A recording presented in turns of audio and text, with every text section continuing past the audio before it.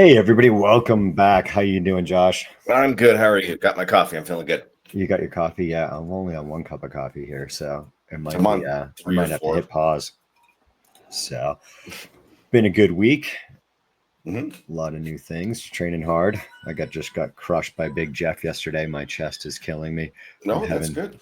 280 pounds on me or whatever Jeff weighs. I don't know. Right. It's tough when you got that big guy on you, man. Yeah. It is. It just is.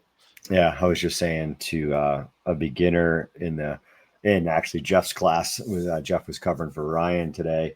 That sometimes I'm just trying to wear down the big guy. Like she's like, I'm not going to be able to defend it. Yeah, you're upping your chances when you do self-defense, martial arts, whatever it is. You're upping your chances of survival. Nothing's 100%, and sometimes people are like, I'm not going to be able to do it. Yeah, you might not be able to do it. It's called winning and losing, and somebody being bigger and stronger. But I said, sometimes it's about not making a mistake and just wearing somebody down until they make a mistake or get too exhausted. And it kind of starts to equal things out. Yeah. Yeah. Yeah, it's true. When you get gassed, right? Yeah. That's a tough one. When you do. Oh, I guess, do I have this up on the screen already? You do. In here today, we're talking about situational awareness. So a good topic, just being aware can keep you out of a lot of trouble right from the get-go, just avoiding it. Right. I like that you put in there, not paranoid. Have you ever seen that one That was guy for that's you. For me? That was for you. Am I the guy standing there in the line just like doing a crazy surveillance scan every 10 seconds? Yes, that's With what that Tara angle? told me like a year ago, that you were in, like, I don't know, a purse. What? Was she shopping for? Purses or something? Wherever you guys were, the outlet mall. All right. I may have been practicing there. People are like, that dude's gonna steal something. No, Walking around like crazy. I did feel like I intimidated everybody in the room, and I was like, well, maybe this isn't smart. Yeah. So yeah, even one of our teenagers was just in Paris, and he said, I saw a guy got jumped, and kind of avoided it, Yeah. seeing it and seeing something happen, even like in the real world, coming from a small town like Castle Rock, sometimes that opens up like, oh, these things do happen. It can happen. I mean, it can happen in Castle Rock. I mean, who knows? You never know. I mean, they just found that dead body off a Larkspur exit, right? Which We can is talk weird. about that. No, but I mean, again, that's situational awareness. Even someone seeing that body, like indicators around you that things are going bad. It's real. Yeah, just seeing somebody get jumped. So we'll jump right into it. Blue, situation awareness zone. Be aware, not paranoid. Be covertly aware of your surroundings. Distance is fluid and may change in a split second, right? Just, you're walking around kind of every day. Should be your state. Shouldn't be paranoid, especially, and jumpy and getting yourself all freaked out. I mean, most of the time, depending on where you're at, it's a pretty low probability situation. Now, you just see somebody get jumped. Okay. This walk in the park or wherever the heck you are just changed.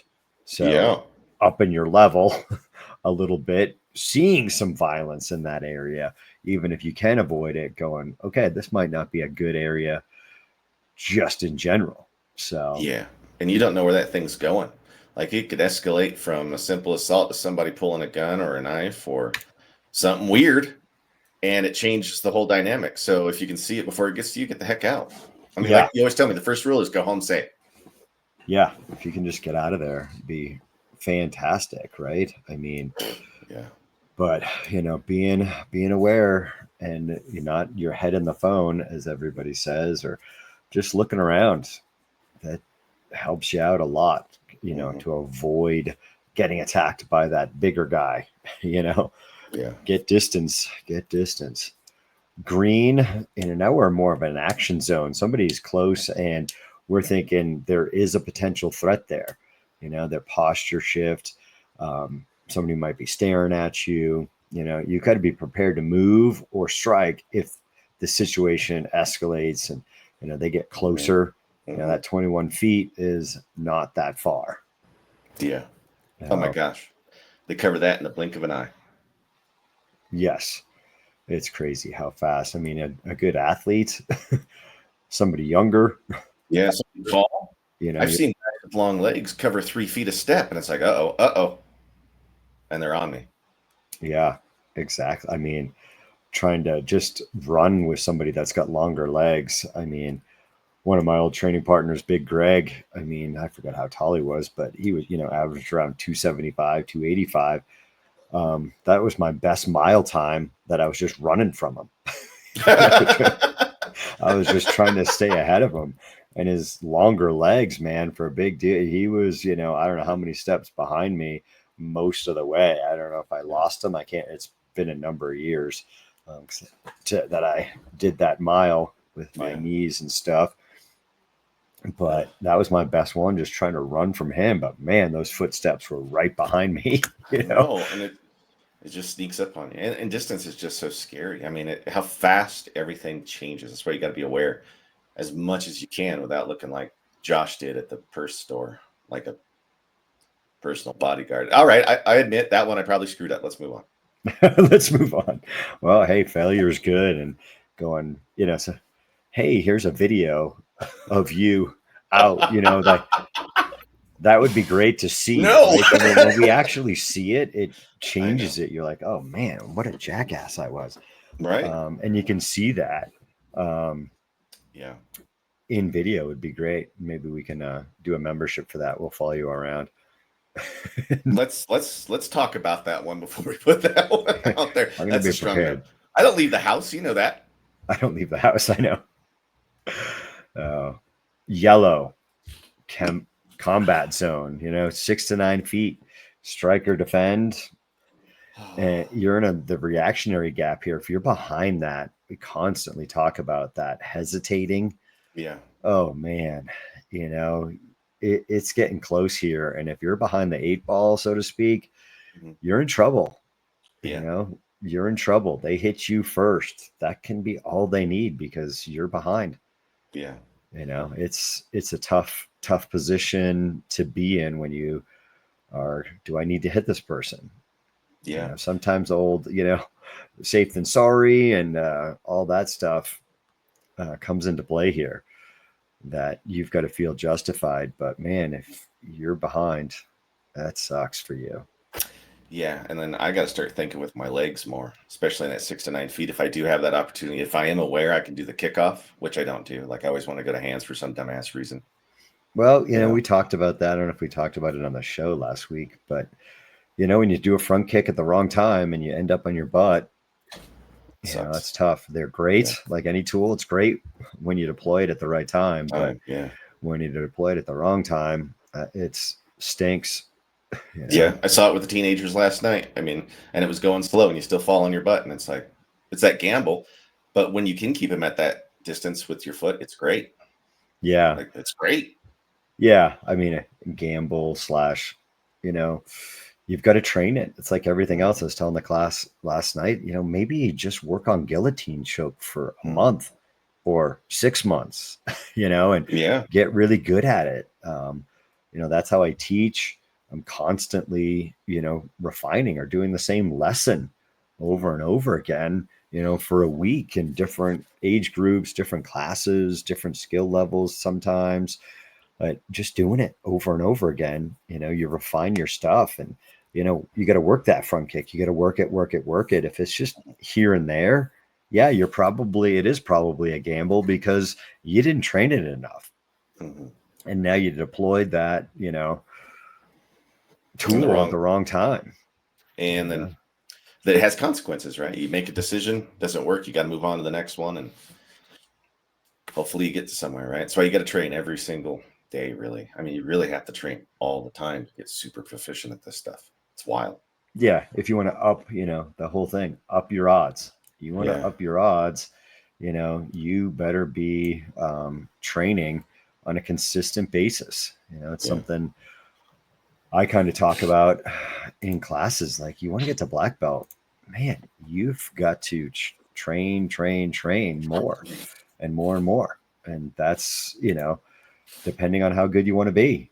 But to get really proficient and get to that black belt level, yeah, it's not I would say even a part-time hobby kind of thing, Yeah. We're talking about your life, one benefit, hey, at least you're getting exercise. People always need more exercise. So at least you're doing that when you're training with us or any other martial arts school. At least you're doing something. You're getting safer, and there's so many things out there that can get you and being proficient. Yeah. And then I think the next one that we're going to jump into is that contact distance. Yeah. Which is red. It's so awful. 0 to 3, 0 to 5. I mean, that stuff happens really fast. It's an immediate threat. If you're hesitating and you don't have the skill there, it's over. It's even worse than being in yellow. I know. They're on you. And this any is the hesitation. And it's the place where like the panic will set in, and then you'll revert to your lowest level of training here. And I see it all the time. You used to tell me that all the time. Eventually you'll see it, Josh. And I'm starting to see that when it does get really high stress on anybody, really, they do revert to that last thing that they know how to do, right? And our black belts have gotten to a point where they can just kind of naturally do something, which is really cool to watch. They've at least got tools in the toolbox. Some of them select, but when you watch lower belts, right, we're also just trying to find that one thing, and we see them panic. You just and then you got to go to something. That's why the training's so important, is to be able to go to something. Yeah, you can't think about it. You'll see a lower level belt. They're kind of thinking about the technique. There is no thinking. You've done it enough, and things that pop in your head like that, like, oh, knife. Like we're doing Bill's drill. I don't know if we talked about it, because I guess maybe, yeah, that was Thursday. What was he calling that drill? Quantum leap. Show? Quantum leap. That's great. You just open the eyes, boom, and you're in some sort of situation of what, and it's a little bit out of context sometimes, but it's good. I mean, we're doing that drilling yesterday at noon, Peaceful Warrior. Just clinch, knife attacker can go to knife, but you do one with the guy's eyes closed, and you just present the knife right in their face and say go, and there's a knife in your face. It's go time. That's red zone. That's whoa. I ended up here. How'd you get here? I don't know. You quantum leaped into it, but there's a knife in your face and you need to go. You better do something. Yeah. It's crazy how fast those things can go. So yeah, it's training. We're saying hostage, gun to your head, on your knees. We can teach somebody the basic technique. We can teach you the redirection. People can learn that, no problem. But everything after that redirection, when that gunman is behind you or at your side, was the context that we were doing that hostage in. It wasn't the front situation, which I think is is easier, so to speak, as far as having a gun to your head and being kneeling on the ground. Behind it, so many things can happen, and you have to have all those tools in your toolbox to get out of there. You have to have ground skills. You have to have fight awareness. You have to, have had enough time with weapon redirection that you're not forgetting about the weapon redirection. And as we saw last week, people were hugging the gun into their body and bringing that line of fire onto their body because they just didn't have enough training time with redirecting the line of fire. And you forget about it. Now you got two things, that person's on you and fighting and resisting, and you have to keep the gun. You have to keep the gun off of you. You've got to train. You've got to have all those other skills and assets that you can use. And when you don't, you don't have that tool. As I say, now you're going to Home Depot to rent one. Yeah, if you get to Home Depot at that point, like you may not have the ride over. You know what I mean? Like I don't have that tool, so I got to get it. So those are those zones that you want to be thinking about, guys, when you're out and about. It's blue, and it's not being paranoid, but just being aware is going to keep you safer. It's going to keep you and your family safer. Something we've been talking a lot about here is family protection, because that adds a whole another skill set and awareness, being able to move around and protect your family. That's a tough situation. It's hard enough to defend yourself, never mind others. So, if you can just be aware and get yourself out of there, that's, a way better thing. Right. Did I say that story when I was traveling to the Grand Canyon? Did we talk about that last week? I don't think so. I think it was in a class. It's a good quick story. I think I was in 8th grade, and we were driving from California visiting an aunt, and we're going to go to the Grand Canyon for a couple of days. And we were at some, roadside diner, and a couple bikers came in, and they immediately were giving the waitress a hard time, the other waitress a hard time. And I just remember being, 8th grade, being like, whoa, okay, this is like a scene out of a movie. And my dad just I thought we skipped out on the bill, because my dad we're pretty much done, but he's like, finish up, let's go. And we were out of there, to the effect that I thought we skipped out on the bill. I'm like, man, are we not paying the bill? He's like, let's go. But, I'm also looking at these, guys giving the waitress a hard time and going, oh man, just get out of there. One of the other seminars we want to, we're talking about doing next for the gym is, that decision making, where we ran one. I think it was maybe the last one we did. We had a restaurant with kind of the similar scenario, and everybody, I think there's, probably 15 people in that seminar, maybe.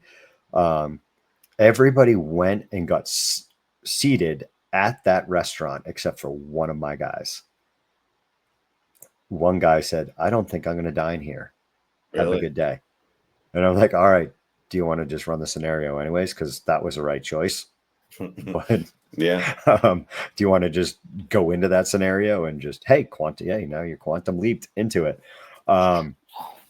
Everybody else went in there with, I think we had 4 instructors, and Big Greg was one of them. I mean, we had people confronting Big Greg, and I think he had a machete at one point. People they were like, why didn't you leave? Your mission was, you're at a restaurant with a family member. Be safe, right? Go home safe. Why the heck did you confront this guy? And he had a hatchet, or a machete. I can't remember. And he's got friends at the table. Wow. Why didn't you just leave? That's the human condition, right? Yeah. Well, I thought it was safe, and I was really hungry, and I didn't want to go somewhere else. I thought I had enough skill to. Yeah, I can take anybody. That's the biggest mistake you always make. Like, get out of there first. If you can avoid the fight, do it, because nobody's getting hurt. You're not taking risk.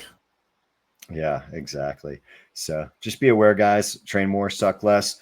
We get up on there, our online training portal, and you can buy our supplements at suckless.co. Good stuff. And if you want 1 month, if you're here in the Douglas County, Castle Rock, Larkspur, I was just talking about Larkspur today, Elizabeth, Sedalia, Franktown, Lone Tree, you're looking for good quality Krav Maga. That's all we do. That's what we specialize in, is self-defense. And, it's such a bigger game than even Krav Maga, right? Because we have our concealed carry training. We've got so much to offer. Our Project Fit class, be stronger. You want to wear down that big guy? Be stronger, be in better shape, so you're better prepared for that fight. All right, guys, next time, what did I say we were up on, Josh? Do you remember? No, not at all. I don't remember even goldfish. Oh, yeah, training time hierarchy is what we're going to talk about next time. All right, guys, enjoy the day.